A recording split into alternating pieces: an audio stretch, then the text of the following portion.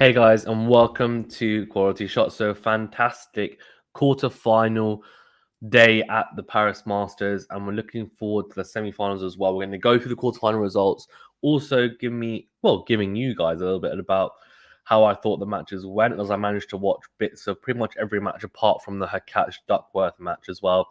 Thanks to those who did join for the Djokovic Fritz second set. I thought I'd jump on, and it was a really good watch along. Really enjoyed it. So thank you to those who did jump on.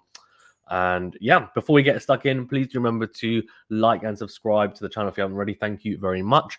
Right, so no upsets here, really, in the quarterfinals. The so-called favorites or top seeds all made it through. Zverev, obviously, you can see there beating Ruud in straight sets, 7-5, 6-4. Didn't have it all his own way, to be fair.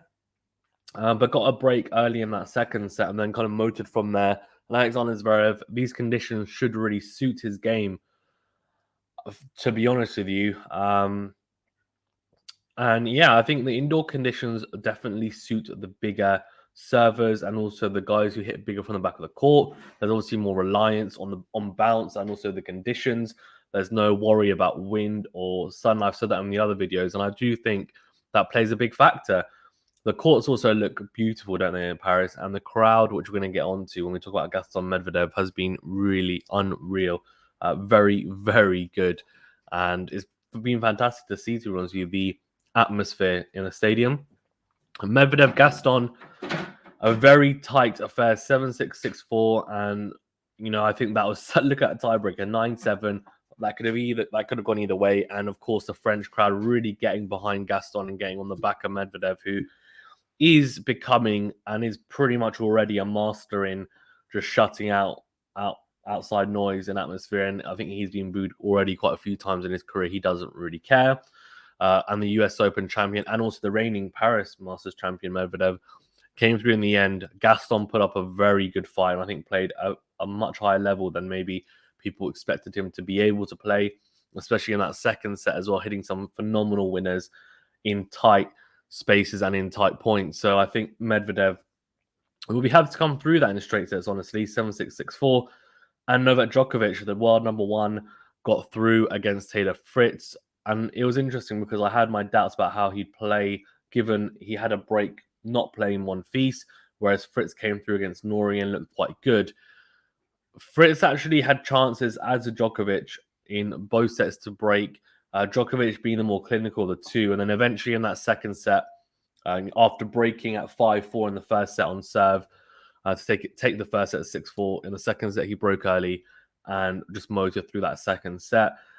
Fritz will definitely take something from this. It shows that he's able to hit with the big boys. He was getting dictated to a lot, though, in some of the points. That's something to work on.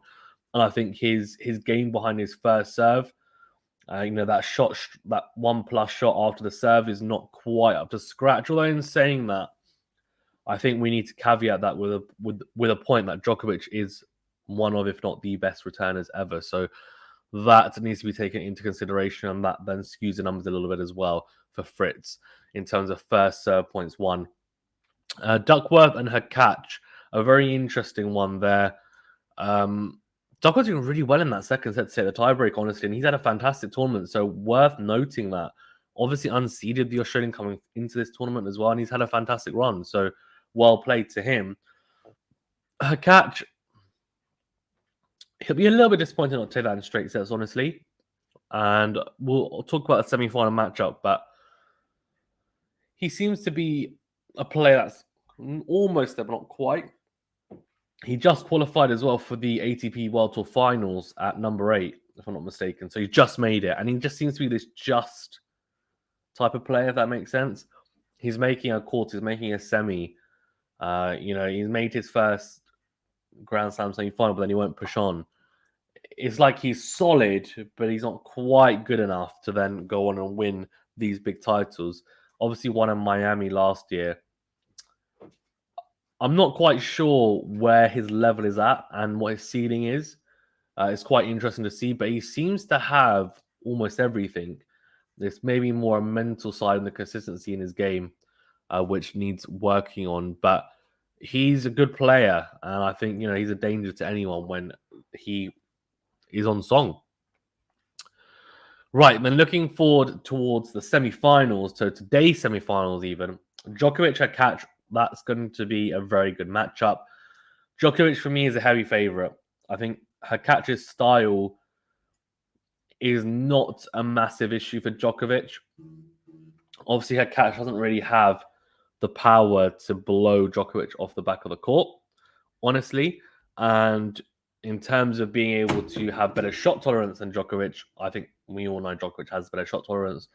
So it really comes down to, for me, the serve return matchup, and can Hurkacz serve big enough and well enough to avoid Djokovic making a lot of returns, not just a lot of returns, but a lot of returns deep into court as well, and get himself into a neutral point in the rally after returning, or even a potential attacking position, rather than what should be happening is Hurkacz should be trying to push Djokovic back onto a defensive position straight away, and Hurkacz might need to take a few more risks and be a bit more proactive, because getting into long rallies with Djokovic is not a particularly good idea, to be honest with you, and it hasn't been for a very long time. In saying that, though, I don't think he has the legs he once did, but he's evolved his game to play slightly more attackingly Djokovic. So the forehand he can dictate with now, whereas in the past it wasn't really that type of tool to use. So I think people need to adapt with him. Can Hurkacz put on a show? We shall see, but it'll be a very tough ask. But the poll should take confidence. He's had some good results recently. Can he get through this? My answer is probably no, but we shall see. Zverev Medvedev, this is the one to look out for. I mean, Medvedev, the reigning champion. Zverev, we know how good he can be when he plays his top level. He can be anyone. He genuinely can be Olympic gold medalist. I'm hoping for a good match. I would assume that Medvedev will be the favorite going into. I think most people will say that. Medvedev looks very solid, and he likes his surface. He's a king on hard courts, honestly. Himself and Djokovic, I think, have shown that they're probably above the rest of the crop by a little bit. So I think it's funny. You've probably got Medvedev and Djokovic up here, and you probably got Zverev and maybe Nadal, if Nadal's fit, in that slight bracket below. And you've got everyone else in terms of your Tsitsipas. I think Team, when he comes back, will be in there unless he kind of proves otherwise. If we're talking about historical Team's probably up there with Zverev and Nadal's, right? But I would say at the moment, Tsitsipas and, Hurkacz, and probably not Hurkacz, but yeah, Tsitsipas and whoever else. I mean, we're talking about Berrettini, and those guys are probably in that bracket, that third bracket.